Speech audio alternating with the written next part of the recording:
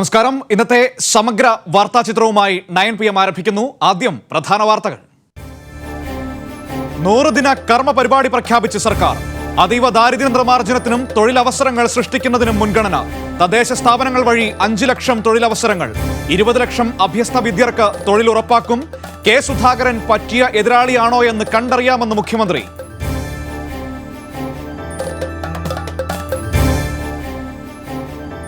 സംസ്ഥാനത്ത് 14,233 പേർക്ക് കൂടി കോവിഡ്. 173 മരണം. ടെസ്റ്റ് പോസിറ്റിവിറ്റി നിരക്ക് 13.29%. കേരളത്തിൽ വ്യാപന നിരക്ക് കൂടിയ ഡെൽറ്റ വൈറസ് വ്യാപകം. നാളെയും മറ്റന്നാളും സമ്പൂർണ്ണ ലോക്ക്ഡൌൺ ഫലപ്രദമെന്നും രോഗികളുടെ എണ്ണം കുറയുന്നുവെന്നും മുഖ്യമന്ത്രി.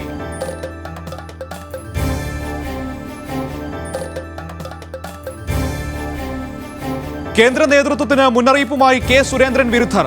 സുരേന്ദ്രനെ സഹിച്ച് ഇനിയും മുന്നോട്ടു പോകാനാവില്ല. കെ സുരേന്ദ്രന് കുരുക്കായി സുന്ദരയുടെ അമ്മയുടെ മൊഴി. സുന്ദരയ്ക്ക് BJP-ക്കാർ നൽകിയ സ്മാർട്ട് ഫോൺ പിടിച്ചെടുത്ത് പോലീസ്. കുഴൽപ്പണം ധർമ്മരാജന് വിട്ടു നൽകരുതെന്ന് അന്വേഷണ സംഘം കോടതിയിൽ.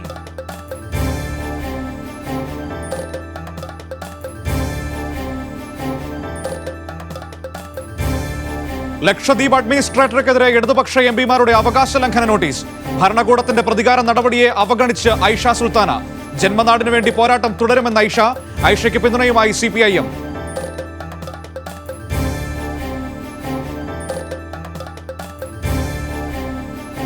മുട്ടിൽ വനം കൊള്ളയിൽ മുഖ്യമന്ത്രിയുടെ മുന്നറിയിപ്പ്. ഉപ്പ് തിന്നവർ വെള്ളം കുടിക്കും. ഉന്നതതല അന്വേഷണം ആരംഭിച്ചുവെന്നും മുഖ്യമന്ത്രി.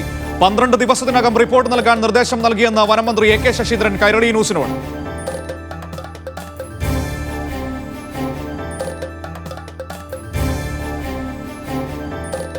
ഇനി യൂറോ കപ്പിന്റെ ആവേശ നാളുകൾ. ഉദ്ഘാടന മത്സരത്തിൽ ഇറ്റലി തുർക്കിയെ നേരിടും. മത്സരം രാത്രി 12:30 റോമിലെ ഒളിമ്പിക് സ്റ്റേഡിയത്തിൽ.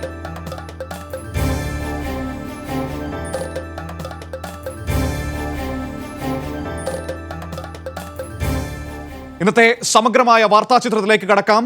ആദ്യം കുഴൽപ്പണം ആരുടെയൊക്കെ പോക്കറ്റിൽ.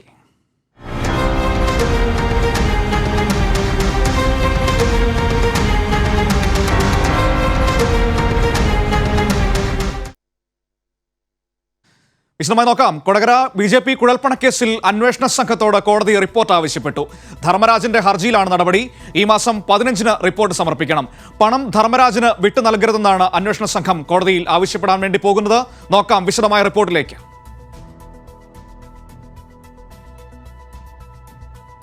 കൊടകര BJP കുഴൽപ്പണക്കേസിൽ 3.5 കോടി രൂപയാണ് മുഖ്യ സൂത്രധാരനായ ധർമ്മരാജന് നഷ്ടപ്പെട്ടത്. ഇതിൽ 1.5 കോടിയിലധികം തുക അന്വേഷണ സംഘം വീണ്ടെടുത്ത തുക ആവശ്യപ്പെട്ടാണ് ധർമ്മരാജൻ ഇരിങ്ങാലക്കുട മജിസ്ട്രേറ്റ് കോടതിയെ സമീപിച്ചത്. വാഹനങ്ങൾ വിട്ടുകിട്ടണമെന്നാവശ്യപ്പെട്ട് ഡ്രൈവറായ ഷംജീറും കോടതിയിൽ ഹർജി നൽകി. ഇരുവരുടെയും ഹർജിയിൽ 15-നകം റിപ്പോർട്ട് സമർപ്പിക്കാൻ കോടതി അന്വേഷണ സംഘത്തോട് ആവശ്യപ്പെട്ടു. പണം തന്റെയും യുവമോർച്ച മുൻ സംസ്ഥാന ട്രഷറർ സുനിൽ നായിക്കിന്റേതുമാണെന്നാണ് ധർമ്മരാജൻ ഹർജിയിൽ പറഞ്ഞിട്ടുള്ളത്. എന്നാൽ കർണാടകത്തിലെ BJP കേന്ദ്രങ്ങളിൽ നിന്നാണ് പണം എത്തിയതെന്ന് അന്വേഷണത്തിൽ വ്യക്തമായി. ഈ ഘട്ടത്തിൽ പണം വിട്ടു നൽകരുതെന്ന് അന്വേഷണ സംഘം കോടതിയെ അറിയിക്കും. 2 ദിവസം മുൻപ് ധർമ്മരാജൻ സമർപ്പിച്ച ഹർജി കോടതി തള്ളുകയായിരുന്നു. തുടർന്ന് ഇന്നലെയാണ് വീണ്ടും ഹർജി സമർപ്പിച്ചത്. അതേസമയം 4 ലക്ഷം രൂപ കൂടി അന്വേഷണ സംഘം വീണ്ടെടുത്തു. പ്രതികളായ ബഷീർ, രഞ്ജിത്ത് എന്നിവരിൽ നിന്നാണ് പണം കണ്ടെത്തിയത്. കവർച്ചയ്ക്ക് ശേഷം ഇരുവരും പണം ഉപയോഗിച്ച് കടം തീർക്കുകയായിരുന്നു. കൈരളി ന്യൂസ്, തൃശൂർ. ഏതായാലും ഈ കുഴൽപ്പണവുമായി ബന്ധപ്പെട്ട അന്വേഷണവും മറ്റു കാര്യങ്ങളും ഒരു വശത്ത് നടക്കുമ്പോൾ മറുവശത്ത് BJP-ക്കുള്ളിൽ വലിയ പ്രതിസന്ധിയാണ് ഉടലെടുത്തിരിക്കുന്നത് എന്നുള്ളതാണ് യാഥാർത്ഥ്യം.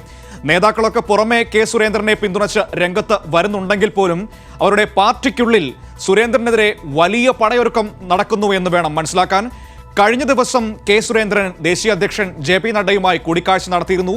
വലിയ തോതിൽ ശാസനകൾ കേൾക്കേണ്ടി വന്നെങ്കിലും ഇപ്പോൾ സുരേന്ദ്രനെ മാറ്റിയാൽ നാണക്കേടാകും. അതുകൊണ്ട് സുരേന്ദ്രൻ തന്നെ തുടരണം എന്ന നിർദ്ദേശമായിരുന്നു കേന്ദ്ര നേതൃത്വം വച്ചത്. പക്ഷേ കേന്ദ്ര നേതൃത്വം ഇത്തരത്തിലൊരു നിലപാട് സ്വീകരിക്കുമ്പോൾ സംസ്ഥാന BJP-ക്കകത്ത് പൊട്ടിത്തെറിയുണ്ടാകുമെന്ന സൂചനകൾ ഉറപ്പാവുകയാണ്.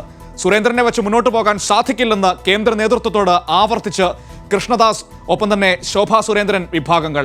സുരേന്ദ്രൻ കേരളത്തിലെ പാർട്ടിയുടെ വളർച്ച ഇല്ലാതാക്കിയെന്നും പാർട്ടിയുടെ വിശ്വാസ്യത വീണ്ടെടുക്കാൻ സുരേന്ദ്രനെ നീക്കണമെന്നുമാണ് ഇവരുടെ ആവശ്യം.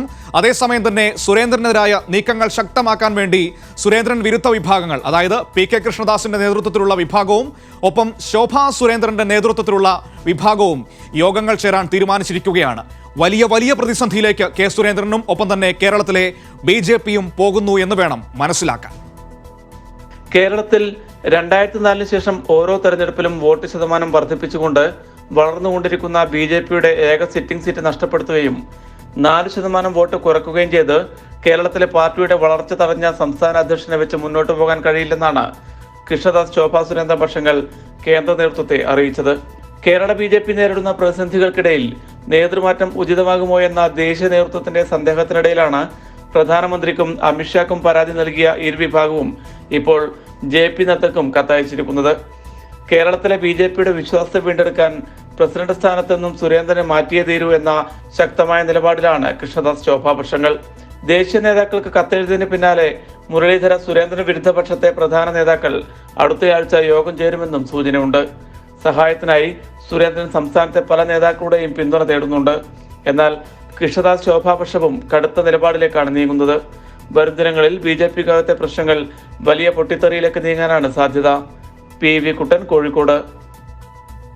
കൊടകരയ്ക്കപ്പുറം അങ്ങേയറ്റത്ത് മഞ്ചേശ്വരത്തേക്ക് ചെല്ലുകയാണെങ്കിൽ അവിടെയും സുരേന്ദ്രനും BJPയും വലിയ പ്രതിസന്ധിയിലാണ്. അവിടെ സുരേന്ദ്രന് കുരുക്കുകൾ കൂടുതൽ മുറുകുകയാണ് എന്ന് വേണം മനസ്സിലാക്കാൻ. ഈ മഞ്ചേശ്വരം കോഴക്കേസിൽ അന്വേഷണ സംഘം സുന്ദരയ്ക്ക് BJP സുരേന്ദ്രൻ നൽകിയെന്ന് പറയുന്ന സ്മാർട്ട് ഫോൺ ഇന്ന് കസ്റ്റഡിയിലെടുത്തിരിക്കുകയാണ്. അതുമാത്രമല്ല, ഇതുമായി ബന്ധപ്പെട്ട് നടത്തിയ വിശദമായ അന്വേഷണത്തിൽ ഈ ഫോൺ വാങ്ങിയ BJP പ്രവർത്തകനെ തിരിച്ചറിഞ്ഞിട്ടുണ്ട്. ഒപ്പം തന്നെ ഫോൺ വാങ്ങിയ കടയും അന്വേഷണ സംഘം മനസ്സിലാക്കിയിട്ടുണ്ട്. മറ്റൊരു പ്രധാനപ്പെട്ട കാര്യം, സുരേന്ദ്രന് ഒരു വലിയ കുരുക്കുണ്ടായിരിക്കുന്നത് സുന്ദരയുടെ അമ്മ, അതായത് കെ സുന്ദരയുടെ അമ്മ BJP പണം നൽകിയിരിക്കുന്നു എന്ന് ക്രൈംബ്രാഞ്ചിന് മൊഴി നൽകിയതാണ്. കെ സുരേന്ദ്രനെയും BJPയെയും പ്രതിരോധത്തിലാക്കി മഞ്ചേശ്വരം കോഴക്കേസിൽ കൂടുതൽ തെളിവുകൾ അന്വേഷണ സംഘത്തിന് ലഭിച്ചു. 2.5 ലക്ഷം രൂപയ്ക്കൊപ്പം നൽകിയ സ്മാർട്ട് ഫോൺ ക്രൈംബ്രാഞ്ച് സംഘം കസ്റ്റഡിയിലെടുത്തു. മഞ്ചേശ്വരം മണ്ഡലത്തിൽ കെ സുരേന്ദ്രന് വേണ്ടി സ്ഥാനാർത്ഥിത്വം പിൻവലിക്കാൻ തനിക്ക് 2.5 ലക്ഷം രൂപയും സ്മാർട്ട് ഫോണും ലഭിച്ചതായുള്ള BSP സ്ഥാനാർത്ഥി കെ സുന്ദര വെളിപ്പെടുത്തിയിരുന്നു.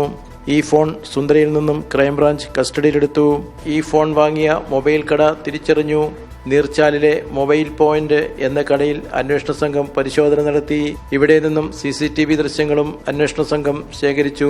ഫോൺ വാങ്ങിയ മധുർ സ്വദേശിയായ BJP പ്രവർത്തകനെ CCTV ദൃശ്യങ്ങളിൽ നിന്നും തിരിച്ചറിഞ്ഞിട്ടുണ്ട്. BJP നേതാക്കൾ 2.5 ലക്ഷം രൂപ വീട്ടിലെത്തിച്ചു നൽകിയതായി ഇതിനിടെ സുന്ദരയുടെ അമ്മ ക്രൈംബ്രാഞ്ചിന് മൊഴി നൽകി.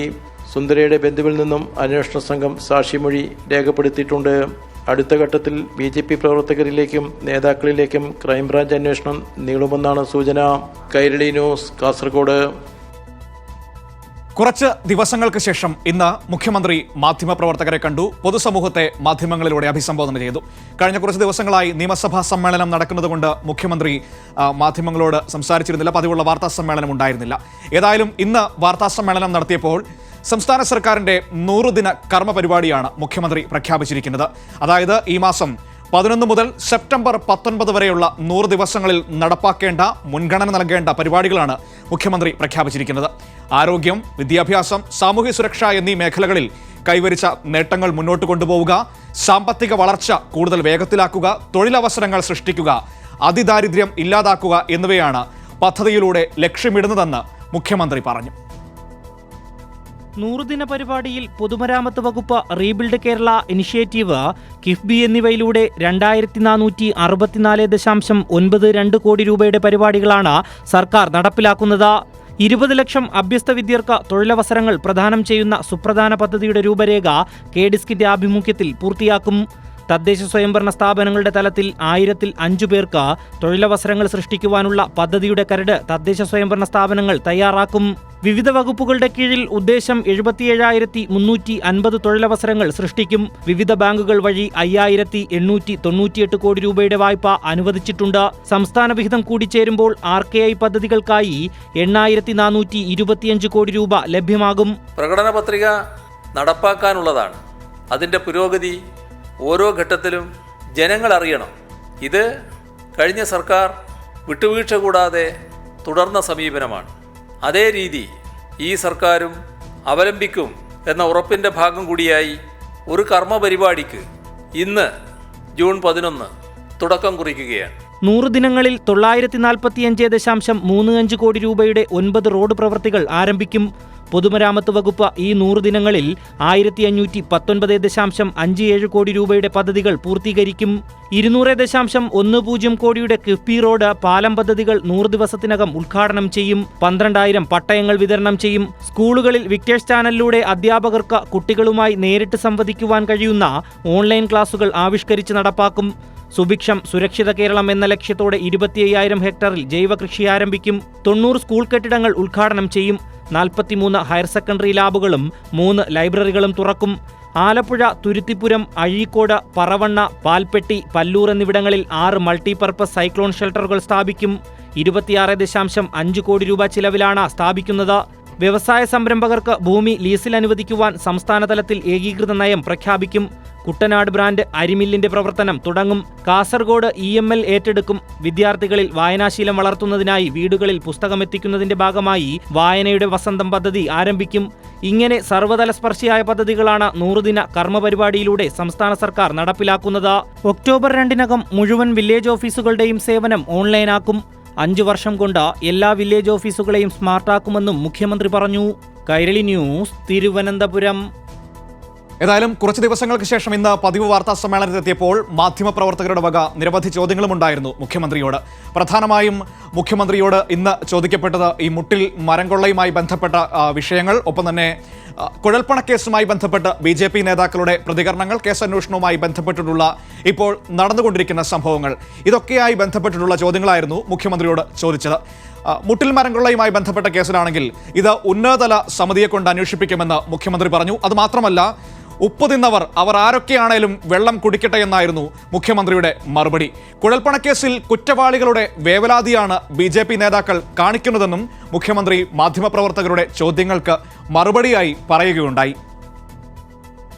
മുട്ടിൽ മരം കൊള്ളക്കേസ് ക്രൈംബ്രാഞ്ച്, വനം വകുപ്പ്, വിജിലൻസ് എന്നീ വകുപ്പുകളിൽ നിന്നുള്ള പ്രത്യേക ടീമിനെ നിയോഗിച്ച് അന്വേഷണം നടത്തും. അതിനുള്ള നടപടികൾ സ്വീകരിച്ചു വരികയാണെന്നും മുഖ്യമന്ത്രി പറഞ്ഞു. മരം മുറിക്കാൻ സാധിക്കുന്നില്ലെന്ന് ആദ്യം അറിയിച്ചത് കർഷകരാണ്. അതിന്റെ മറവിലാണ് മരം കൊള്ള നടന്നത്. കർക്കശമായ അന്വേഷണം നടത്തി നടപടികൾ സ്വീകരിക്കുമെന്നും അദ്ദേഹം കൂട്ടിച്ചേർത്തു.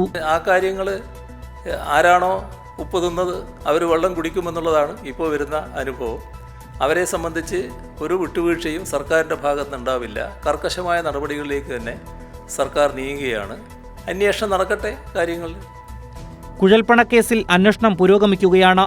കുറ്റവാളികളുടെ വേവലാതിയാണ് BJP നേതാക്കളുടെ പ്രതികരണമെന്നും അദ്ദേഹം പറഞ്ഞു.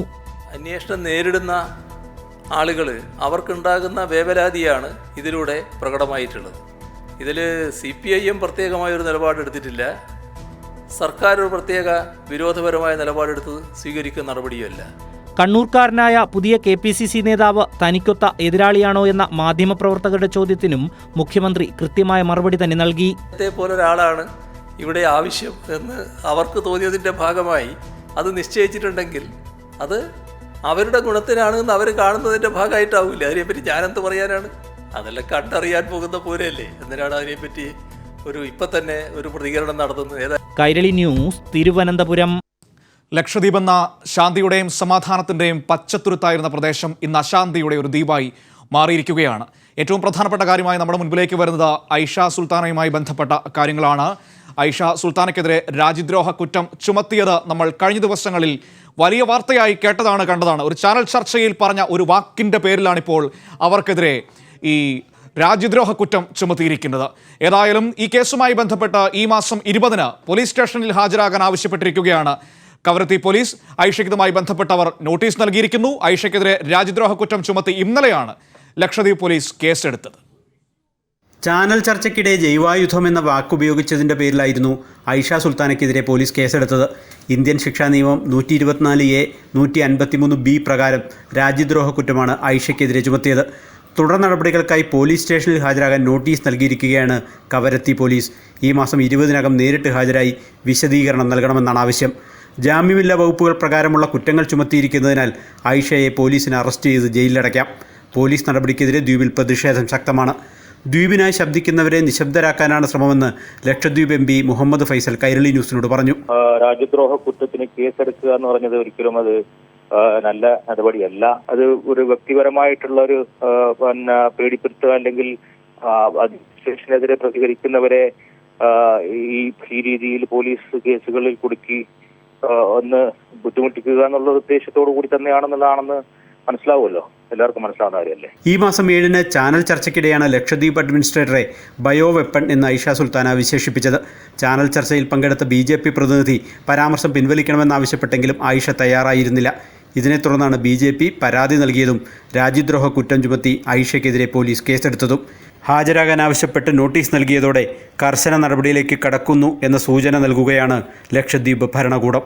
സാലി മുഹമ്മദ്, കൊച്ചി. ഇത്തരത്തിൽ കർശന നടപടികളുമായി ഭരണകൂടം മുന്നോട്ട് പോകുമ്പോഴും ഒട്ടും ഭയപ്പെടില്ല, പിന്നോട്ടില്ല എന്ന നിലപാടാണ് ഐഷ സുൽത്താന സ്വീകരിച്ചിരിക്കുന്നത്.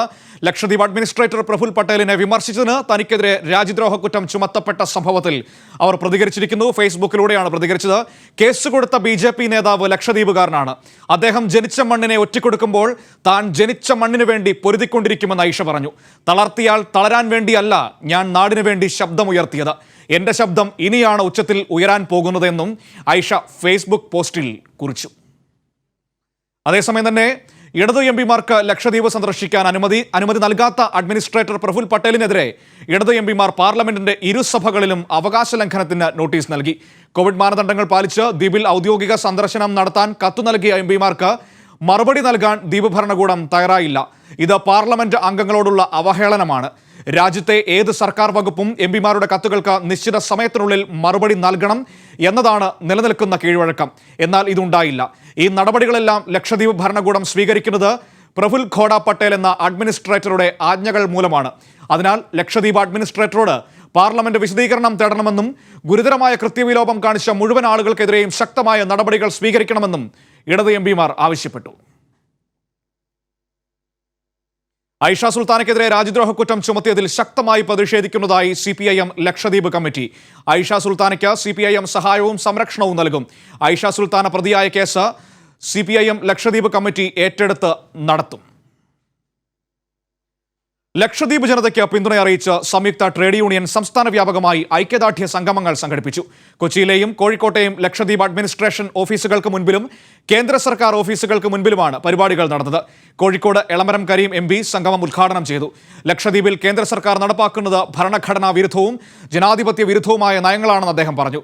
ലക്ഷദ്വീപ് നിവാസികളുടെ ആവാസ വ്യവസ്ഥയെ തകർക്കുന്ന അഡ്മിനിസ്ട്രേറ്ററുടെ മനുഷ്യത്വരഹിതമായ നടപടികൾക്കെതിരെ ധർണയിൽ പ്രതിഷേധമുയർന്നു.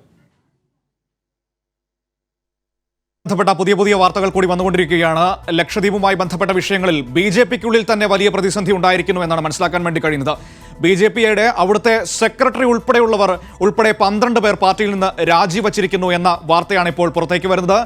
നമുക്കറിയാം ഈ ലക്ഷദ്വീപിലെ വിഷയങ്ങളുമായി ബന്ധപ്പെട്ട് നേരത്തെ തന്നെ ലക്ഷദ്വീപിലെ BJPക്കുള്ളിൽ ഭിന്നതകളുണ്ടായിരുന്നു, വലിയ പ്രശ്നങ്ങളുണ്ടായിരുന്നു. നേരത്തെ തന്നെ അവിടുത്തെ ചില നേതാക്കളൊക്കെ രാജിവെക്കുന്നത് കണ്ടതാണ്. അതുമാത്രമല്ല ഈ ഐഷ സുൽത്താനയുമായി ബന്ധപ്പെട്ട വിഷയത്തിലും അവർക്കെതിരെ പരാതി നൽകിയ വിഷയത്തിലും ഭിന്നതയുണ്ട് BJPക്കുള്ളിൽ. അതിൻ്റെ തൊട്ടുപുറകെയാണ് ഇപ്പോൾ സെക്രട്ടറി ഉൾപ്പെടെ 12 പേർ രാജിവച്ചിരിക്കുന്നത് എന്ന് മനസ്സിലാക്കാൻ വേണ്ടി കഴിയുന്നത്. വിവരങ്ങൾ നൽകാനായി സാലി മുഹമ്മദ് കൊച്ചിയിൽ നിന്നും ചേരുന്നുണ്ട്. സാലി, എന്താണ് സംഭവിച്ചിരിക്കുന്നത്? 12 പേർ, അതായത് ലക്ഷദ്വീപിലെ BJPയുടെ സെക്രട്ടറി ഉൾപ്പെടെ 12 പേർ രാജിവച്ചിരിക്കുന്നു എന്നാണ് വാർത്തകൾ വരുന്നത്. ഐഷ സുൽത്താനയ്ക്കെതിരെ നമുക്കറിയാം പരാതി നൽകിയത് BJP നേതാക്കളായിരുന്നു. അതിനെ തുടർന്ന് കേന്ദ്ര ഭരണത്തിലുള്ള അഡ്മിനിസ്ട്രേഷനുമായി ബന്ധപ്പെട്ട ആളുകൾ കർശനമായ നടപടിക്ക് തീരുമാനിക്കുകയും പോലീസ് കേസെടുക്കുകയും ചെയ്തു. രാജ്യദ്രോഹ കുറ്റം ചുമത്തിയാണ് കേസെടുത്തിരുന്നത്. ഈ പശ്ചാത്തലത്തിലാണ് കടുത്ത പ്രതിഷേധം BJPക്കുള്ളിൽ തന്നെ ഉയർന്നിരിക്കുന്നത്. ഐഷ സുൽത്താനെ രാജ്യദ്രോഹ കുറ്റം ചുമത്തി കേസെടുത്ത പശ്ചാത്തലത്തിൽ BJPയുമായുള്ള എല്ലാ ബന്ധവും അവസാനിപ്പിക്കുന്നു എന്ന് വ്യക്തമാക്കിക്കൊണ്ട് മുതിർന്ന നേതാക്കളടക്കം പാർട്ടി വിട്ടിരിക്കുകയാണ്. അതിൽ BJPയുടെ സംസ്ഥാന സെക്രട്ടറി, ലക്ഷദ്വീപ് സംസ്ഥാന സെക്രട്ടറി അബ്ദുൽ ഹമീദ്, ലക്ഷദ്വീപ് വഖഫ് ബോർഡ് അംഗം മൂൽ കുലുസ്, ലക്ഷദ്വീപ് ഖാദി ബോർഡ് അംഗം സൈഫുള്ള പക്കിയോട, BJP യൂണിറ്റ് ഭാരവാഹികളടക്കം 12 പേരാണ് ഇപ്പോൾ ഒരു രാജിക്കത്ത് നൽകിയിരിക്കുന്നത്. BJPയുടെ സംസ്ഥാന അധ്യക്ഷന്, ലക്ഷദ്വീപ് സംസ്ഥാന അധ്യക്ഷനാണ് രാജി നൽകിയിരിക്കുന്നത്. അതിൽ കൃത്യമായി പറയുന്നുണ്ട് ഏത് സാഹചര്യത്തിലാണ് രാജി എന്നുള്ളത്. ഈ ഐഷ സുൽത്താനയ്ക്കെതിരെ അന്യായവും സത്യവിരുദ്ധവുമായ ആരോപണം ഉന്നയിച്ചുകൊണ്ട് അവരുടെയും കുടുംബത്തിന്റെയും നിലനിൽപ്പും ഭാവിയും നശിപ്പിക്കാനും ഉള്ള പ്രവർത്തികൾ നടത്തുന്നതിൽ തങ്ങൾക്ക് ശക്തമായ പ്രതിഷേധമുണ്ട്. അതുകൊണ്ട് താഴെ ഒപ്പിട്ടിരിക്കുന്ന 12 പേർ BJP എന്ന രാഷ്ട്രീയ പ്രസ്ഥാനത്തിലെ തങ്ങളുടെ പ്രാഥമിക അംഗത്തിൽ നിന്ന് ഇതിനാൽ രാജി സമർപ്പിക്കുന്നു എന്നാണ് ഈ കത്തിലുള്ളത്. അതിൽ ഞാൻ നേരത്തെ സൂചിപ്പിച്ചതുപോലെ സംസ്ഥാന സെക്രട്ടറി, ലക്ഷദ്വീപ് വഖഫ് ബോർഡ് അംഗം, ലക്ഷദ്വീപ് ഖാദി ബോർഡ് അംഗം, പ്രാദേശികമായ കുറച്ചധികം നേതാക്കൾ, അങ്ങനെ പ്രമുഖരായ ഒരു 12 പേരാണ് ഇപ്പോൾ BJP വിട്ടതായി BJP സംസ്ഥാന അധ്യക്ഷനെ അറിയിച്ചിരിക്കുന്നത്. വളരെ പ്രധാനപ്പെട്ട ഒരു നടപടിയാണ് BJPക്കുള്ളിൽ ഇതുമായി ബന്ധപ്പെട്ടുണ്ടായിരിക്കുന്നത് എന്ന കാര്യത്തിൽ തർക്കമില്ല. കഴിഞ്ഞ ദിവസവും ഇതുപോലെ തന്നെ ചില നേതാക്കൾ, സംസ്ഥാന സെക്രട്ടറിമാരിൽ ഒരാൾ അടക്കം BJPയിൽ നിന്ന് രാജിവെച്ച് മറ്റു പാർട്ടികളിൽ ചേർന്ന് പ്രവർത്തിക്കാൻ തീരുമാനിച്ചിരുന്നു. അത് ലക്ഷദ്വീപിൽ കേന്ദ്ര സർക്കാർ നടപ്പിലാക്കിക്കൊണ്ടിരിക്കുന്ന ജനവിരുദ്ധ നയങ്ങളിൽ ഉള്ള പ്രതിഷേധമായിട്ടായിരുന്നു. ഇപ്പോൾ ഏറ്റവും ഒടുവിൽ ഐഷ സുൽത്താനെ രാജ്യദ്രോഹ കുറ്റം ചുമത്തി ജയിലിലടയ്ക്കാൻ BJP നേതാക്കൾ നടത്തുന്ന ശ്രമങ്ങളിൽ പ്രതിഷേധിച്ച് BJP പാർട്ടിയുമായി തങ്ങൾ എല്ലാ ബന്ധവും അവസാനിപ്പിക്കുന്നു എന്ന് വ്യക്തമാക്കിക്കൊണ്ടാണ് ഇപ്പോൾ കത്ത് നൽകിയിരിക്കുന്നത്. BJPയെ സംബന്ധിച്ചിടത്തോളം ചെറുതല്ലാത്ത പ്രതിസന്ധിയാണ് ലക്ഷദ്വീപിൽ ഇപ്പോൾ നേരിടുന്നത് എന്നാണ് ഇതിൽ നിന്ന് വ്യക്തമാകുന്നത്. കഴിഞ്ഞ ദിവസങ്ങളിൽ ചിലർ നേരത്തെ തന്നെ രാജിവെച്ചിരുന്നു. ഇപ്പോൾ അതിനേക്കാൾ പ്രമുഖരായ ചില നേതാക്കളടക്കം ഇപ്പോൾ പാർട്ടി വിട്ടിരിക്കുകയാണ്. ശരി, സാലി മുഹമ്മദാണ് ഈ വിവരങ്ങൾ നൽകിയത്. ഏതായാലും ലക്ഷദ്വീപ് വിഷയത്തിൽ അവിടുത്തെ BJPക്കുള്ളിൽ വലിയ പ്രതിസന്ധി ഉണ്ടാകുന്നു, പൊട്ടിത്തെറി ഉണ്ടാകുന്നു എന്ന് തന്നെ ഈ ഘട്ടത്തിൽ പറയേണ്ടി വരും. BJPയുടെ ലക്ഷദ്വീപിലെ സെക്രട്ടറി അടക്കം 12 പ്രധാനപ്പെട്ട നേതാക്കൾ പാർട്ടിയിൽ നിന്ന് പ്രാഥമിക അംഗത്വത്തിൽ നിന്ന് രാജിവച്ചിരിക്കുന്നു. പ്രധാനമായും ഐഷ സുൽത്താനയ്ക്കെതിരെ കേസെടുത്ത വിഷയത്തിലടക്കം അവിടുത്തെ BJP നേതാവിൻ്റെ പരാതിയിലാണ് കേസെടുത്തത്. അതുമാത്രമല്ല, ഇത് അള്ളാഹു ഒരുക്കി തന്ന അവസരമാണ് ഈ ഐഷ സുൽത്താനയ്ക്കെതിരെ ഇപ്പോൾ കിട്ടിയ ഈ അവസരം എന്ന് പറയുന്നതടക്കമുള്ള ശബ്ദ സന്ദേശങ്ങളും BJP നേതാവിൻ്റെ പുറത്തു വന്നത് നമ്മൾ കേട്ടതാണ്. ഈ വിഷയങ്ങളിലൊക്കെ മാത്രമല്ല, ലക്ഷദ്വീപുമായി ബന്ധപ്പെട്ട സമീപ ദിവസങ്ങളിൽ ഉയർന്നു വന്ന പ്രശ്നങ്ങളിലൊക്കെ വലിയ പ്രതിസന്ധി BJP അവിടെ നേരിട്ടുകൊണ്ടിരിക്കുകയാണ്. കേരളത്തിലെ BJP നേതാക്കളും കേന്ദ്രത്തിലെ മറ്റ് BJP നേതാക്കളും പറയുന്നത് പോലെയല്ല ലക്ഷദ്വീപിലെ കാര്യങ്ങളെന്ന് അവിടുത്തെ BJP പ്രവർത്തകർ തിരിച്ചറിഞ്ഞു തുടങ്ങിയിരിക്കുന്നു എന്നതിൻ്റെ സൂചനകൾ കൂടിയായി ഈ ഘട്ടത്തിൽ ഇത്തരത്തിലുള്ള വാർത്തകളെ നമ്മൾ കാണേണ്ടി വരും. ഇനി മറ്റു വാർത്തകളിലേക്ക് നമുക്ക് പോകാം. ഈ കടൽക്കൊലക്കേസുമായി ബന്ധപ്പെട്ട കാര്യങ്ങൾ ഇന്ന് സുപ്രീം കോടതിയുടെ പരിഗണനയ്ക്ക് വരികയുണ്ടായി. പ്രധാനമായും ഇറ്റാലിയൻ നാവികർക്കെതിരായ കേസ് അവസാനിപ്പിക്കാമെന്ന സൂചനകളാണ് സുപ്രീം കോടതിയുടെ ഭാഗത്തു നിന്ന് വന്നത്. മാസിമിലിയാനോ ലെത്തോറെ, സാൽവത്തോറെ ജിറോൺ എന്നിവർക്കെതിരായ ഇന്ത്യയിൽ നിലനിൽക്കുന്ന ക്രിമിനൽ നടപടികൾ റദ്ദാക്കാമെന്ന് കോടതി വാക്കാൽ പരാമർശിച്ചിരിക്കുന്നു. ഇത് സംബന്ധിച്ച ഉത്തരവ് അടുത്ത ചൊവ്വാഴ്ച ഇറക്കാമെന്നും കോടതി പറയുകയുണ്ടായി. ഇരകളുടെ കുടുംബങ്ങൾക്കുള്ള നഷ്ടപരിഹാര തുക ഹൈക്കോടതിയിലേക്ക് മാറ്റുമെന്നും തുകയുടെ വിതരണം, നിക്ഷേപം എന്നിവയിൽ തീരുമാനമെടുക്കാൻ ഹൈക്കോടതിക്ക് കഴിയുമെന്നും ജസ്റ്റിസ് MR ഷാ ചൂണ്ടിക്കാട്ടി. 2012 ഫെബ്രുവരി 15-നാണ് സെന്റ് ആന്റണീസ് എന്ന ബോട്ടിലെ ജീവനക്കാരെ ഇറ്റാലിയൻ കപ്പൽ എൻട്രിക്ക ലെക്സിയിലെ നാവികർ വെടിവെച്ചു കൊന്നത്. ഈ കേസിൽ രാജ്യാന്തര ട്രിബ്യൂണലിന്റെ വിധി വന്ന സാഹചര്യത്തിലാണ് നടപടികൾ അവസാനിപ്പിക്കാൻ കേന്ദ്ര സർക്കാർ സുപ്രീം കോടതിയെ സമീപിച്ചത്. Justice Indira Banerjee, justice MR Shah എന്നിവരുടെ ബെഞ്ചാണ് ഹർജികൾ പരിഗണിച്ചത്. കേസ് അവസാനിപ്പിക്കാമെന്ന് സൂചിപ്പിച്ച കോടതി മാസിമിലാനോ ലാറ്റോറെ, സാൽവത്തോർ ജിറോൺ എന്നിവർക്കെതിരായ ഇന്ത്യയിൽ നിലനിൽക്കുന്ന ക്രിമിനൽ നടപടികൾ റദ്ദാക്കണമെന്ന വാക്കാൽ പരാമർശവും നടത്തി. ഇരകളുടെ കുടുംബങ്ങൾക്കുള്ള നഷ്ടപരിഹാര തുക ഹൈക്കോടതിയിലേക്ക് മാറ്റുമെന്നും സുപ്രീം കോടതി സൂചിപ്പിച്ചു. തുകയുടെ വിതരണം, നിക്ഷേപം എന്നിവയിൽ തീരുമാനമെടുക്കാൻ ഹൈക്കോടതിക്ക് കഴിയുമെന്നും ജസ്റ്റിസ് MR ഷാ പറഞ്ഞു. നഷ്ടപരിഹാര തുകയായ 10 കോടി രൂപ കെട്ടിവെച്ച പശ്ചാത്തലത്തിലാണ് സുപ്രീം കോടതി നീക്കം. 10 കോടിയിൽ 4 കോടി വീതം വെടിയേറ്റ് മരിച്ച മത്സ്യത്തൊഴിലാളികളുടെ കുടുംബത്തിനും 2 കോടി സെന്റ് ആന്റണീസ് എന്ന ബോട്ടിന്റെ ഉടമയ്ക്കും നൽകാനാണ് ധാരണ. കൈരളി ന്യൂസ്, ദില്ലി. കഴിഞ്ഞ ദിവസങ്ങളിലൊക്കെ നമ്മളേറെ ചർച്ച ചെയ്യപ്പെട്ട മറ്റൊരു പ്രധാനപ്പെട്ട വാർത്തയായിരുന്നു മുഖ്യമന്ത്രിക്കെതിരെ വ്യാജ തെളിവുണ്ടാക്കാൻ എൻഫോഴ്സ്മെന്റ് ഡയറക്ടറേറ്റ് ശ്രമിച്ചുവെന്ന വാർത്തകളും അതുമായി ബന്ധപ്പെട്ടൊക്കെ പുറത്തു വന്ന മൊഴികളും കാര്യങ്ങളുമൊക്കെ. ഏതായാലും ഇതുമായി ബന്ധപ്പെട്ടിപ്പോൾ ജുഡീഷ്യൽ കമ്മീഷൻ അന്വേഷണം തുടങ്ങിയിരിക്കുന്നു എന്നുള്ളതാണ് ഏറ്റവും പ്രധാനപ്പെട്ട ഒരു കാര്യം. വിഷയത്തെക്കുറിച്ച് അറിവുള്ളവർക്ക് തെളിവ് നൽകാമെന്ന് വ്യക്തമാക്കി കമ്മീഷൻ വിജ്ഞാപനം പുറത്തിറക്കി. നടപടികളിൽ കക്ഷി ചേരാൻ ആഗ്രഹിക്കുന്നവർ ഈ മാസം 26-ന് മുമ്പ് അറിയിക്കണമെന്നും പത്രപരസ്യത്തിലൂടെ പ്രസിദ്ധീകരിച്ച വിജ്ഞാപനത്തിൽ ജുഡീഷ്യൽ കമ്മീഷൻ പറയുകയുണ്ടായി. ഏതായാലും ഇതുമായി ബന്ധപ്പെട്ട് സർക്കാർ നിയോഗിച്ച ജുഡീഷ്യൽ കമ്മീഷൻ അവരുടെ അന്വേഷണ നടപടികൾ ആരംഭിച്ചിരിക്കുന്നു എന്നുള്ളതാണ് ഈ വിജ്ഞാപനത്തിലൂടെ നമുക്ക് മനസ്സിലാക്കാൻ വേണ്ടി കഴിയുന്നത്. മറവിൽ മുഖ്യമന്ത്രിക്കെതിരെ വ്യാജ തെളിവുണ്ടാക്കാൻ ശ്രമിച്ചുവെന്നായിരുന്നു ഇഡിക്കെതിരായ ആരോപണം. ഇക്കാര്യം അന്വേഷിക്കാൻ ജസ്റ്റിസ് വി.കെ. മോഹനെ ജുഡീഷ്യൽ കമ്മീഷനായി സർക്കാർ നിയമിച്ചിരുന്നു. അന്വേഷണത്തിന്റെ പ്രാരംഭ നടപടി എന്ന നിലയിലാണ് കമ്മീഷൻ തെളിവ് ശേഖരണം ആരംഭിച്ചത്. ഇതിന്റെ ഭാഗമായി കമ്മീഷൻ പത്രപരസ്യം വഴി വിജ്ഞാപനം പ്രസിദ്ധീകരിച്ചു. പരിഗണനാ വിഷയങ്ങൾ വ്യക്തമാക്കിക്കൊണ്ടാണ് വിജ്ഞാപനം. കള്ളപ്പണം വെളുപ്പിച്ച കേസുമായി ബന്ധപ്പെട്ട ചോദ്യം ചെയ്യലിനിടെ പ്രതികളായ സ്വപ്ന, സന്ദീപ് എന്നിവരോട് മുഖ്യമന്ത്രിക്കെതിരെ മൊഴി നൽകാൻ ഇഡി ഉദ്യോഗസ്ഥൻ നിർബന്ധിച്ചുവെന്നാണ് ആരോപണം. ഇതുമായി ബന്ധപ്പെട്ട് പുറത്തുവന്ന സ്വപ്നയുടെ ശബ്ദരേഖ, സന്ദീപ് നായർ ജഡ്ജിക്ക് അയച്ച കത്തിന്റെ ഉള്ളടക്കം, അതിലേക്ക് നയിച്ച സാഹചര്യം തുടങ്ങിയ കാര്യങ്ങൾ വിശദമായി അന്വേഷിക്കുമെന്ന് കമ്മീഷൻ വ്യക്തമാക്കുന്നു. സംസ്ഥാനത്തെ രാഷ്ട്രീയ നേതാക്കളെ ഗുരുതരമായ ക്രിമിനൽ കുറ്റകൃത്യങ്ങളിൽ ഉൾപ്പെടുത്താൻ ഗൂഢാലോചന നടത്തിയ വ്യക്തികളെ കണ്ടെത്തുക എന്നതും കമ്മീഷന്റെ അന്വേഷണ വിഷയമാണെന്നും ജുഡീഷ്യൽ കമ്മീഷനായി നിയമിക്കപ്പെട്ട ജസ്റ്റിസ് വി.കെ. മോഹനൻ പറഞ്ഞു. ഇതിനകത്ത് പൊളിറ്റിക്കൽ പിന്നെ ഇൻവോൾവ്മെൻറ്റ് കമ്മീഷനെ സംബന്ധിച്ചോളം അപ്രസക്തമായിട്ടുള്ള കാര്യമാണ്. കമ്മീഷൻ്റെ ടേംസ് ഓഫ് റെഫറൻസ് ഉണ്ട്. ആ ടേംസ് ഓഫ് റെഫറൻസ് പറയുന്ന അത് തന്നെ അതിൻ്റെ വസ്തുനിഷ്ഠമായിട്ടുള്ള റിപ്പോർട്ട് ഫയൽ ചെയ്യാനാണ് ഇതിൻ്റെ അകത്ത് ഓർഡറിൽ ആവശ്യപ്പെട്ടിരിക്കുന്നത് ഗവൺമെൻറ് കമ്മീഷൻ വയ്ക്കുന്ന അവസരത്തിൽ. അപ്പോൾ അതിൻ്റെ അകത്ത് പൊളിറ്റിക്സ് ഇമ്മെറ്റീരിയലാണ്. അന്വേഷണ വിഷയങ്ങളിൽ അറിവുള്ളവരും ഫലപ്രദമായ തെളിവ് നൽകാൻ കഴിയുന്നവരും കക്ഷി ചേരാൻ ആഗ്രഹിക്കുന്നവരും വിശദാംശങ്ങൾ സഹിതം ഈ മാസം 26 വൈകിട്ട് 5 മണിക്കകം കമ്മീഷൻ സെക്രട്ടറിയെ അറിയിക്കണമെന്നും വിജ്ഞാപനത്തിൽ വ്യക്തമാക്കുന്നു. കമ്മീഷന് ലഭിക്കുന്ന വിശദാംശങ്ങളുടെ അടിസ്ഥാനത്തിൽ വിസ്തരിക്കേണ്ടവരുടെ പട്ടിക തയ്യാറാക്കിയ ശേഷമായിരിക്കും തുടർ നടപടികൾ. ഈ മാസം അവസാനമോ അടുത്ത മാസം ആദ്യ വാരത്തോടെയോ സിറ്റിംഗ് തുടങ്ങാൻ കഴിയുമെന്നാണ് കമ്മീഷന്റെ പ്രതീക്ഷ. 6 മാസമാണ് ജുഡീഷ്യൽ കമ്മീഷന്റെ കാലാവധി. കോവിഡിന്റെ പശ്ചാത്തലത്തിൽ സർക്കാരിനുണ്ടായ സാമ്പത്തിക ബുദ്ധിമുട്ടുകൾ കണക്കിലെടുത്ത് പ്രതിഫലമില്ലാതെയാണ് കമ്മീഷന്റെ പ്രവർത്തനം. കൈരളി ന്യൂസ്, കൊച്ചി. വയനാട്ടിലെ മുട്ടിൽ വനംകൊള്ളയുമായി ബന്ധപ്പെട്ട ഒരു വാർത്തയിലേക്ക് കൂടി ഈ ഘട്ടത്തിൽ നമുക്ക് പോകേണ്ടതുണ്ട്. അതായത് ഈ വിഷയത്തിൽ 12 ദിവസത്തിനകം റിപ്പോർട്ട് നൽകാൻ നിർദ്ദേശം നൽകിയെന്ന് വനമന്ത്രി എ.കെ. ശശീന്ദ്രൻ പറഞ്ഞു. റിപ്പോർട്ട് തൃപ്തികരമല്ലെങ്കിൽ മറ്റ് അന്വേഷണ ഏജൻസികളെ ഏൽപ്പിക്കുമെന്നും മന്ത്രി കൈരളി ന്യൂസിലെ മിനിസ്റ്റേഴ്സ് ചേംബർ എന്ന പ്രത്യേക അഭിമുഖ പരിപാടിയിൽ പറയുകയുണ്ടായി. ഏതായാലും ഈ പരിപാടി, മിനിസ്റ്റേഴ്സ് ചേംബർ എന്ന ഈ പരിപാടി ഈ 9 PM ശേഷം 10 മണിക്ക് സംപ്രേഷണം ചെയ്യും. ഈ വനംകൊള്ള പ്രത്യേകിച്ച് മുട്ടിൽ നടന്നത് പ്രത്യേകമായി അന്വേഷിക്കും. ഞാനിപ്പോൾ ഈ മരം വെട്ടുമായി ബന്ധപ്പെട്ട് വനം വകുപ്പിലെ principal chief forest conservator vigilance Shri Ganga സിംഗാണ്. അദ്ദേഹത്തിൻ്റെ നേരിട്ടുള്ള മേൽനോട്ടത്തിൽ ഈ ഇപ്പോൾ പരക്കെ കേട്ടു തുടങ്ങിയിട്ടുള്ള എല്ലാ പ്രദേശങ്ങളിലും 14 ജില്ലകളിലും വനവുമായി ബന്ധപ്പെട്ട് കിടക്കുന്ന എല്ലാ ജില്ലകളിലും അന്വേഷണം നടത്തി 12 ദിവസത്തിനകം തീരുമാനമെടുക്കണമെന്ന് പറഞ്ഞു. ഏതാണോ നിയമാനുസൃതം എടുക്കേണ്ട നടപടി ആ നടപടി സ്വീകരിക്കും. ഈ റിപ്പോർട്ട് തൃപ്തികരമല്ലെങ്കിൽ മറ്റ് അന്വേഷണ സംവിധാനത്തിലേക്ക് പോകേണ്ടി വരും എന്ന മുന്നറിയിപ്പ് ഞാൻ അവർക്ക് കൊടുത്തിട്ടുണ്ട്. അത് ചെയ്യുകയും ചെയ്യും. ഒരു കാര്യം ഉറപ്പാണ്, ഇങ്ങനെ ഒരു ലക്കും ലഗാനുമില്ലാത്ത മരം കൊള്ളയും വനം കൊള്ളയും അനുവദിക്കുന്ന ഒരു പ്രശ്നമേ ഇല്ല.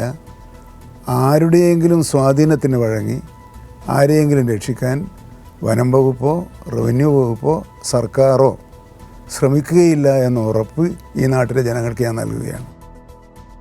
എന്തായാലും ഈ കുഴൽപ്പണ കോഴ വിവാദങ്ങളൊക്കെ ഇങ്ങനെ നിലനിൽക്കുന്ന സാഹചര്യത്തിൽ, വലിയ ചർച്ചയായി നിൽക്കുന്ന സാഹചര്യത്തിൽ ഈ മരമുറിയിൽ കയറി പിടിച്ചിരിക്കുകയാണ് BJP. കേസിലെ ആരോപണ വിധേയൻ ആൻഡ്രൂ അഗസ്റ്റിൻ കഴിഞ്ഞ ലോക്സഭാ തെരഞ്ഞെടുപ്പിൽ NDA സ്ഥാനാർത്ഥിയായി PC തോമസിന്റെ കൂടെ, അല്ലെങ്കിൽ PC തോമസിന്റെ പാർട്ടിയുടെ സ്ഥാനാർത്ഥിയായി മത്സരിക്കാനിരുന്ന ആളാണ്. സംഭവം നടന്ന മാസങ്ങൾ കഴിഞ്ഞിട്ടും അവിടുത്തെ BJPയുടെ പ്രാദേശിക നേതൃത്വം പോലും ഇടപെടാത്ത വിഷയത്തിൽ കയറി പിടിച്ചിരിക്കുകയാണ് സംസ്ഥാന BJPയുടെ നേതൃത്വം. കോഴ കുഴൽപ്പണ കേസുകളിൽ നട്ടം തിരിയുന്ന BJP വിവാദ അന്തരീക്ഷം മാറ്റാൻ ശ്രമങ്ങൾ തുടങ്ങിക്കഴിഞ്ഞു. മുട്ടിൽ മരമുറി സംസ്ഥാന സർക്കാരിനെതിരെയുള്ള ആയുധമാക്കാനാണ് ശ്രമം. സംഭവത്തിൽ കർശന നിലപാടെടുക്കുകയും അന്വേഷണം പ്രഖ്യാപിക്കുകയും ചെയ്തതിനു ശേഷമാണ് BJPയുടെ രംഗപ്രവേശം. പ്രശ്നത്തിൽ കേന്ദ്ര ഇടപെടലിലൂടെ വ്യാജ പ്രചരണം ഉണ്ടാക്കാനാണ് കേന്ദ്രമന്ത്രി V. മുരളീധരന്റെ മുട്ടിൽ ഭൂമിയിലെ സന്ദർശനം. മരമുറിയിൽ ആരോപണ വിധേയനായ റോജി അഗസ്റ്റിനും ആൻഡോ അഗസ്റ്റിനും BJP ബന്ധമുള്ളവരാണ്. കഴിഞ്ഞ ലോക്സഭാ തെരഞ്ഞെടുപ്പിൽ NDA സ്ഥാനാർത്ഥിയായി കേരള കോൺഗ്രസ് PC തോമസ് വിഭാഗത്തിൽ നിന്നും മത്സരിക്കാൻ നീക്കം നടത്തിയയാളാണ് ആൻഡോ അഗസ്റ്റിൻ. രാഹുൽ ഗാന്ധി എത്തിയതോടെയാണ് തുഷാർ വെള്ളാപ്പള്ളി സ്ഥാനാർത്ഥിയായത്. BJP പ്രാദേശിക നേതൃത്വത്തിന് പ്രശ്നത്തിലിടപെടാൻ താല്പര്യവുമില്ലായിരുന്നു. മാസങ്ങൾക്ക് ശേഷമാണ് BJPയെ പ്രത്യക്ഷത്തിൽ ബാധിച്ച വിവാദങ്ങളിൽ നിന്ന് തടിയൂരാൻ കേന്ദ്രമന്ത്രിയുടെ അടക്കം പാഴ്ശ്രമങ്ങൾ. ഈ കേന്ദ്രമന്ത്രിയൊക്കെ ഇവിടെ വന്നാൽ BJP നിലവിലുള്ള നാണക്കേട് മാറിക്കിട്ടും എന്നൊരു ചിന്താഗതിയാണ് BJPക്കകത്തുള്ളത്. ഈ കഴിഞ്ഞ ലോക്സഭാ തെരഞ്ഞെടുപ്പ് കാലത്ത് ഈ ആൻഡോ ഇവിടെ സ്ഥാനാർത്ഥിയാകും എന്ന് നാട്ടിലാകെ ചർച്ചയുണ്ടായിരുന്നു. കഴിഞ്ഞ ലോക്സഭാ തെരഞ്ഞെടുപ്പ് കാലത്ത് ഇതെല്ലാം നാട്ടിലെല്ലാവർക്കും വ്യക്തതയുള്ള കാര്യമാണല്ലോ. ഇങ്ങനെ നിരവധി നാണക്കേടുകളുടെ നടുവിലാണ് BJP. ആ നാണക്കേടിൻ്റെ നടുവിൽ നിന്ന് ഈ വീട്ടിമരം BJP രക്ഷിക്കുന്നതാണ് BJP നേതാക്കന്മാർ ആഗ്രഹിക്കുന്നത്. വീട്ടിമരം BJP രക്ഷിക്കില്ല. വിഷയത്തിൽ സർക്കാരിനെ കുറ്റപ്പെടുത്തുന്ന കോൺഗ്രസിനും ആരോപണ വിധേയരുമായി ബന്ധമുണ്ട്. ടി സിദ്ദിഖിന്റെ തെരഞ്ഞെടുപ്പ് പ്രചാരണത്തിൽ കൽപ്പറ്റയിൽ സജീവമായി ഈ ആരോപണ വിധേയരുണ്ടായിരുന്നു. ഇതെല്ലാം മറച്ചുവെച്ചാണ് ഉദ്യോഗതലത്തിൽ നടന്ന ക്രമക്കേടുകൾ മറച്ചുവെച്ച് BJP കോൺഗ്രസ് നേതാക്കളുടെ സർക്കാരിനെതിരെയുള്ള നീക്കങ്ങൾ. അതേസമയം സർക്കാർ പ്രഖ്യാപിച്ച അന്വേഷണം തുടരുകയാണ്. തിരുവനന്തപുരം DFO ഷാനവാസിന്റെ നേതൃത്വത്തിൽ മലബാർ ജില്ലകളിലെ മരമുറിയിൽ പ്രാഥമിക വിവരങ്ങൾ ശേഖരിച്ചു കഴിഞ്ഞു. 22-നകം റിപ്പോർട്ട് നൽകും. കൈരളി ന്യൂസ്, വയനാട്. കേരളത്തിൽ നിന്ന് നമുക്ക് ബംഗാളിലേക്ക് പോവുകയാണെങ്കിൽ പ്രധാനപ്പെട്ട ചില രാഷ്ട്രീയ ചലനങ്ങൾ, രാഷ്ട്രീയ വാർത്തകളൊക്കെ കാണാൻ കഴിഞ്ഞു. അവിടെ BJPക്ക് കനത്ത തിരിച്ചടി നൽകിക്കൊണ്ട് അവരുടെ ദേശീയ ഉപാധ്യക്ഷൻ, നേരത്തെ തൃണമൂൽ കോൺഗ്രസിലുണ്ടായിരുന്ന മുകുൾ റോയ് ഇന്ന് വീണ്ടും തൃണമൂൽ കോൺഗ്രസിലേക്ക് തിരികെ എത്തിയിരിക്കുന്നു എന്നുള്ളതാണ് വളരെ പ്രധാനപ്പെട്ട ഒരു രാഷ്ട്രീയ വാർത്ത ബംഗാളിൽ നമുക്ക് കാണാൻ കഴിഞ്ഞത്. സംസ്ഥാന BJPയുമായുള്ള അഭിപ്രായ വ്യത്യാസം കൂടിയതോടെയാണ് ഈ തീരുമാനം. BJPയിൽ നിൽക്കാൻ ആർക്കും സാധിക്കില്ലെന്ന് മുകുൾ റോയ് വിമർശിച്ചു. ഇനിയും നേതാക്കൾ മടങ്ങിയെത്തുമെന്ന് മമതാ ബാനർജിയും പറഞ്ഞു. ഇതോടെ വലിയൊരു പ്രതിസന്ധിയിലായിരിക്കുകയാണ് ബംഗാളിൽ BJP. നിയമസഭാ തെരഞ്ഞെടുപ്പ് തോൽവിയുടെ ആഘാതം മാറും മുൻപാണ് BJPക്ക് ഇരട്ട പ്രഹരം നൽകിക്കൊണ്ടുള്ള മുകുൾ റോയിയുടെ ഗർവാപ്പസി. 2017 തൃണമൂൽ വിട്ട് BJPയിലെത്തിയ മുകുൾ റോയ് പ്രതിപക്ഷ നേതാവ് സുവേന്ദു അധികാരി, BJP സംസ്ഥാന അധ്യക്ഷൻ ദിലീപ് ഘോഷ് എന്നിവരുമായി അഭിപ്രായ വ്യത്യാസം കടുത്തതോടെയാണ് പാർട്ടി വിട്ടത്. കഴിഞ്ഞ വർഷം മുതൽ പാർട്ടി വിടാൻ ശ്രമം ആരംഭിച്ച മുകുളിന് സെപ്റ്റംബറിൽ BJP ദേശീയ ഉപാധ്യക്ഷ സ്ഥാനം നൽകിയത് അനുനയ ശ്രമത്തിന്റെ ഭാഗമായിരുന്നു. പ്രധാനമന്ത്രി നരേന്ദ്രമോദി സമവായ ശ്രമം നടത്തിയെങ്കിലും തൃണമൂൽ ഗ്രീൻ സിഗ്നൽ നൽകിയതോടെ മുകുൾ മടക്കം പ്രഖ്യാപിക്കുകയായിരുന്നു. മകൻ ശുഭ്രാൻഷുവിനെയും മുകുൾ റോയ് തൃണമൂലിൽ തിരികെ എത്തിച്ചു. BJPയിൽ ആർക്കും നിൽക്കാനാകില്ലെന്നായിരുന്നു മുകുൾ റോയിയുടെ ആദ്യ പ്രതികരണം. अभी बंगाल में जो स्थिति है, ये स्थिति में कोई BJP में रहेगा नहीं. മറ്റുള്ളവരെ പോലെ മുകുൾ റോയ് വഞ്ചകനല്ലെന്നും കുടുംബത്തിലേക്കുള്ള മടങ്ങിവരവ് സ്വാഗതം ചെയ്യുന്നതായും മമതാ ബാനർജി വ്യക്തമാക്കി. ചതിക്കാത്തവരെ മാത്രം സ്വീകരിക്കുമെന്നും മമത പ്രഖ്യാപിച്ചു. Who have criticized the party like anything and who have done the betray before election for BJP, for money, for everything, we are not considering them. പാർട്ടിയിലോ സർക്കാരിലോ Mukul റോയ്ക്ക് സുപ്രധാന പദവി നൽകും. News desk, Kairali news. കേരളത്തിൽ ഇന്ന് 14,233 പേർക്കാണ് കോവിഡ് രോഗം സ്ഥിരീകരിച്ചത്. രോഗം സ്ഥിരീകരിച്ച് ചികിത്സയിലായിരുന്ന 15,355 പേർ രോഗമുക്തി നേടി. കഴിഞ്ഞ 24 മണിക്കൂറിനിടെ 1,07,096 സാമ്പിളുകളാണ് പരിശോധിച്ചത്. ടെസ്റ്റ് പോസിറ്റിവിറ്റി നിരക്ക് 13.29%. കഴിഞ്ഞ ദിവസങ്ങളിലുണ്ടായ 173 മരണങ്ങളാണ് കോവിഡ് മൂലമാണെന്ന് ഇന്ന് സ്ഥിരീകരിച്ചത്.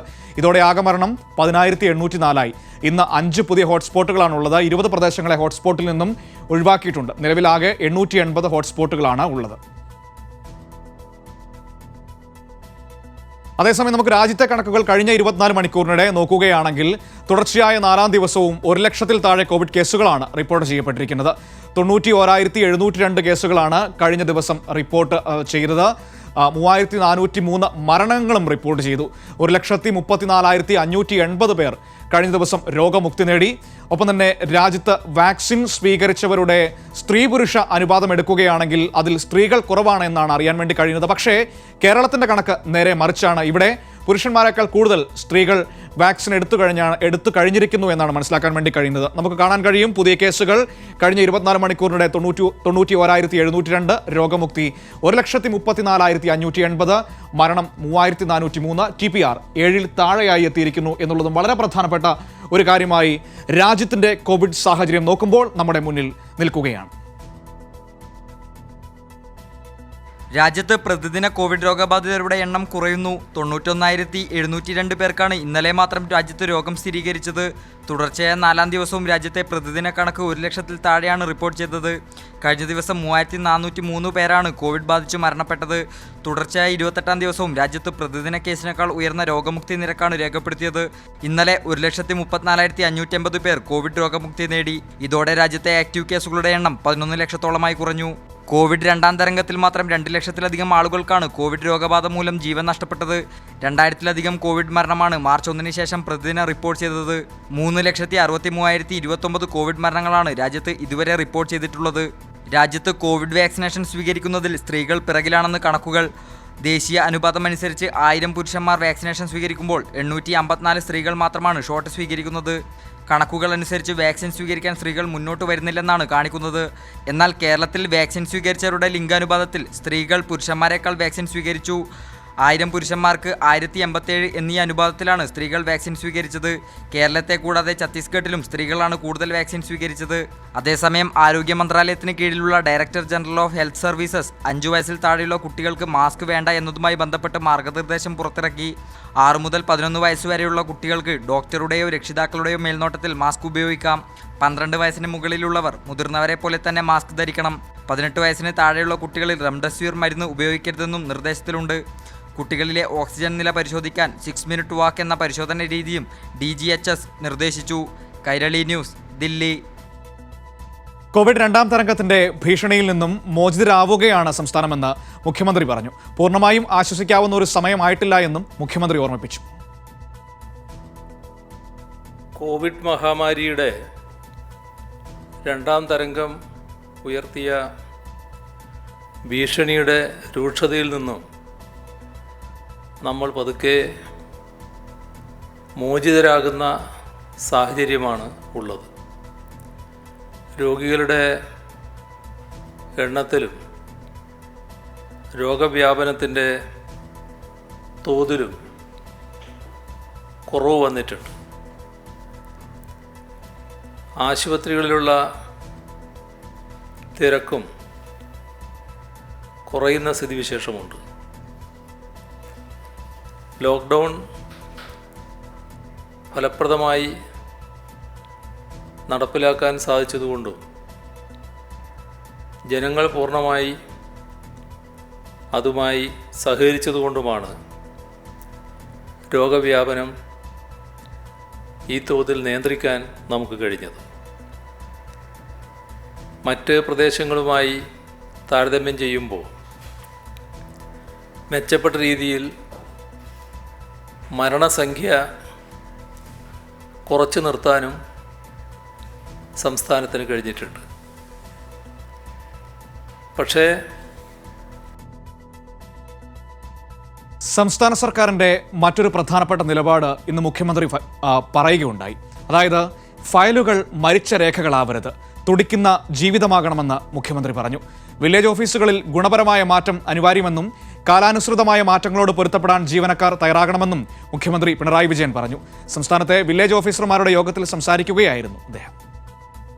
കഴിഞ്ഞ 5 വർഷം ഓരോ ഫയലുകളിലും ഓരോ ജീവിതമാണെന്ന സമീപനത്തോടെയാണ് സംസ്ഥാന സർക്കാർ പ്രവർത്തിച്ചത്. സിവിൽ സർവീസ് രംഗത്തെ അവശേഷിക്കുന്ന ദൗർബല്യങ്ങൾ കൂടി പരിഹരിക്കാനാണ് സർക്കാർ ലക്ഷ്യമെന്നും മുഖ്യമന്ത്രി പിണറായി വിജയൻ പറഞ്ഞു. സംസ്ഥാനത്തെ വില്ലേജ് ഓഫീസർമാരുമായി നടന്ന ഓൺലൈൻ യോഗത്തിലാണ് സർക്കാർ നിലപാടുകൾ മുഖ്യമന്ത്രി വ്യക്തമാക്കിയത്. വില്ലേജ് ഓഫീസുകൾ ജനസൗഹാർദ്ദമായിരിക്കണമെന്ന് നിർദ്ദേശിച്ച മുഖ്യമന്ത്രി ഫയലുകൾ മരിച്ച രേഖകൾ ആവരുത്, തുടിക്കുന്ന ജീവിതമാകണമെന്നും പറഞ്ഞു. വില്ലേജ് ഓഫീസുകളുടെ പ്രവർത്തനം കാര്യക്ഷമവും ജനസൗഹൃദവും ആക്കുന്നതിനാണ് തീരുമാനിച്ചിട്ടുള്ളത്. നാം കാണേണ്ടത് ഫയലുകൾ മരിച്ച രേഖകളാവരുത്, തുടിക്കുന്ന ജീവിതമാവണം. കയ്യേറ്റങ്ങളും സർക്കാർ ഭൂമിയിലെ അനധികൃത ഖനനവും അനുവദിക്കില്ലെന്ന് വ്യക്തമാക്കിയ റവന്യൂ മന്ത്രി കെ രാജൻ സർക്കാർ ഉത്തരവുകൾ വ്യാഖ്യാനിക്കുന്നതിന് പകരം ദുർവ്യാഖ്യാനിക്കരുതെന്നും ഉദ്യോഗസ്ഥരെ ഓർമ്മപ്പെടുത്തി. സർക്കാർ ഉത്തരവിന്റെ അർത്ഥതലത്തെ തന്നെ നമുക്ക് മനസ്സിലാക്കണം. വ്യാഖ്യാനിക്കുക എന്നതിനേക്കാൾ ദുർവ്യാഖ്യാനിക്കുക എന്ന നടപടിക്ക് ഒരു കാരണവശാലും ഇടവരുത്താൻ വരാത്ത വിധത്തിൽ നമുക്ക് ഈ പ്രവർത്തനങ്ങളുമായി മുന്നോട്ട് കൊണ്ടുപോകണം. 5 നിർദ്ദേശങ്ങൾ മുൻപോട്ട് വെച്ചുള്ള പ്രവർത്തനമാണ് സർക്കാർ പ്രധാനമായും ലക്ഷ്യം വയ്ക്കുന്നത്. എല്ലാ വില്ലേജ് ഓഫീസുകളും സ്മാർട്ടാക്കുക, ഡിജിറ്റൽ റീസർവേ പൂർത്തിയാക്കുക, പട്ടയ വിതരണം കാര്യക്ഷമമാക്കുക, റവന്യൂ സർവേ രജിസ്ട്രേഷൻ വകുപ്പിലെ ഭൂസംബന്ധമായ രേഖകൾ ലഭിക്കാനും സൂക്ഷിക്കാനും ഒറ്റ പോർട്ടൽ നടപ്പിലാക്കുക എന്നിവയാണ് പ്രധാനമായും ഇതിൽ ഉൾപ്പെടുന്നത്. യോഗത്തിൽ 1666 വില്ലേജുകളിലെ പ്രതിനിധികളും പങ്കെടുത്തു. കൈരളി ന്യൂസ്, തിരുവനന്തപുരം.